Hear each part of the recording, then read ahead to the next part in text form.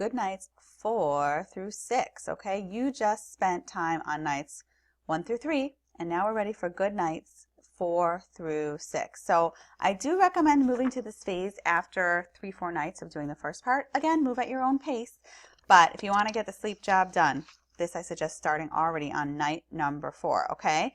We are ready now to gradually phase you out of the picture more and more and more. Hence why this is called the gentle phase out method, okay? The past 3 nights you were using as much touch as necessary, but now we want to start moving forward to get your baby used to falling asleep more and more on his own with a little bit less of your help. So instead now of full touch, we're going to use full voice to better sleep.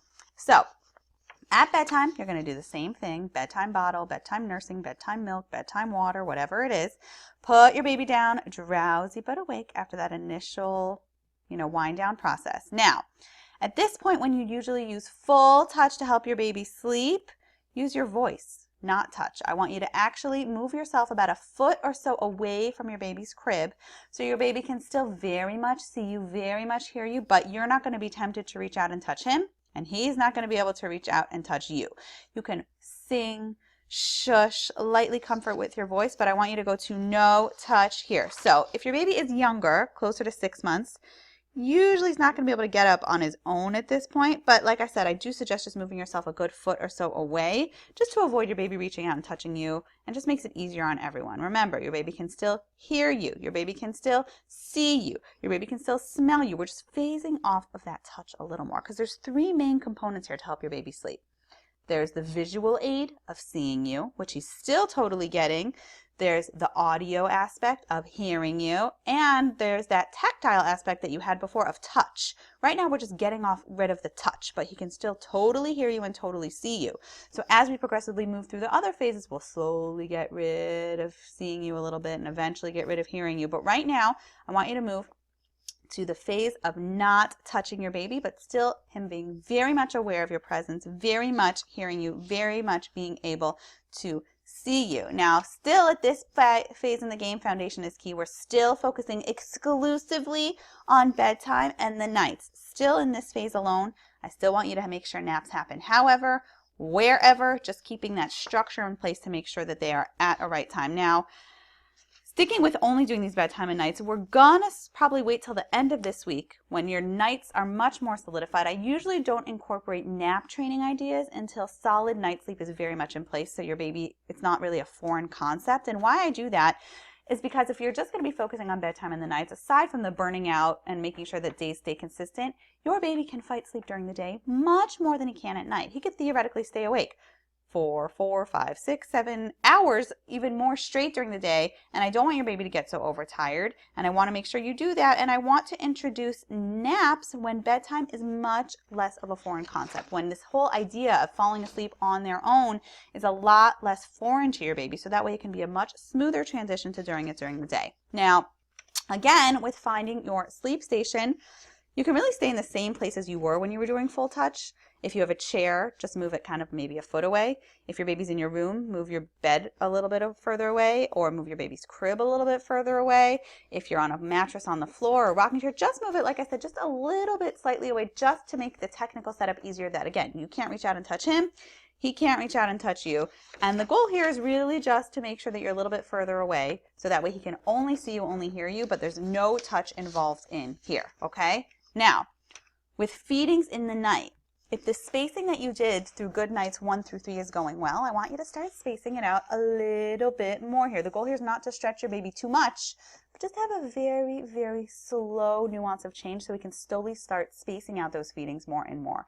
Okay, so as you're phasing yourself out of the picture more, right now we're moving out of full touch, I want you to phase out the night feedings a little bit more. So I'm going to stick with the same examples that I used last time of phasing it out. Before, let's say you're doing the 10:30, 11, 2 a.m. and 5:30. Bump it up another half hour, 45 minutes.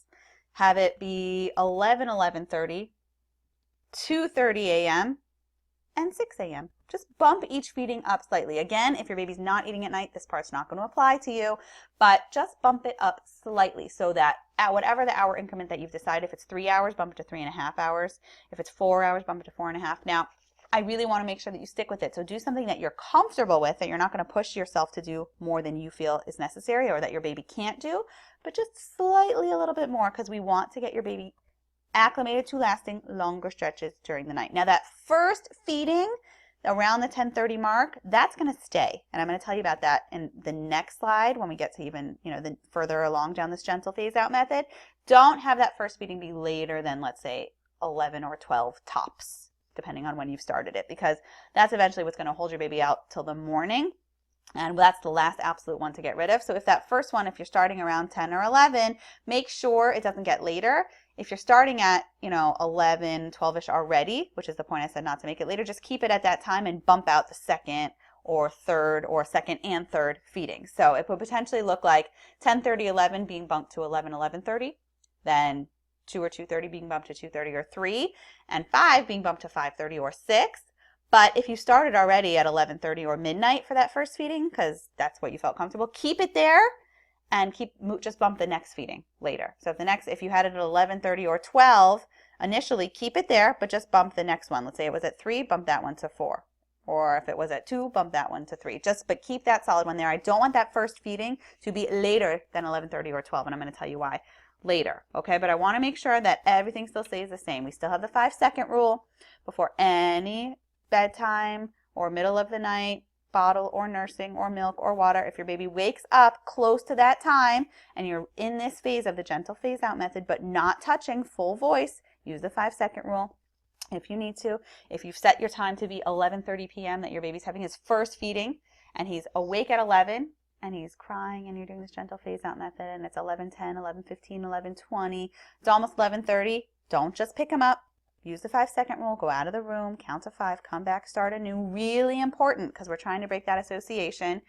Still make sure you keep the spouse help rule in place. I still want to make sure whoever is starting each sleep session is the one that is finishing it. No switching off and on between the two of you. You could do every other wake up, first half of the night, second half of the night, but whoever starts each sleep session should be completing it. Okay? Now, one thing that is going to change now is this stand up, sit down rule. Whether your baby is sitting up and doesn't go back down on his own, or he's standing up completely. Right now we've phased off of touch, right? So I told you I don't want you touching your baby anymore. How is this going to come into play?